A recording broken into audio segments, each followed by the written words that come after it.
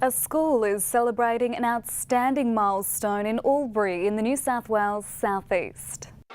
Hip, hip.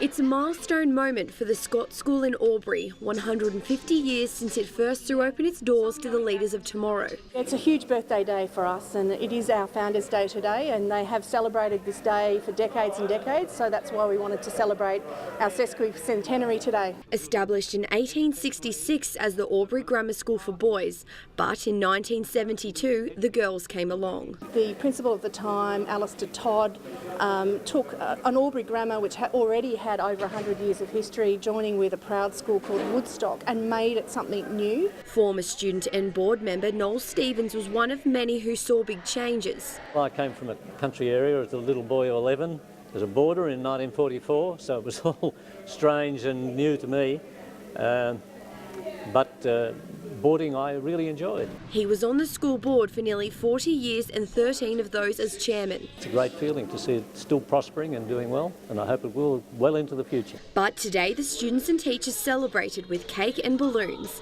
Some even got to play an important role. Cutting the cake.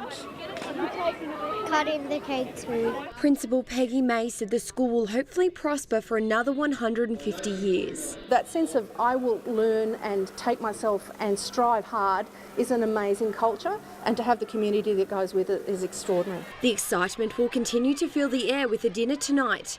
Brittany Evans-Gould, Win News.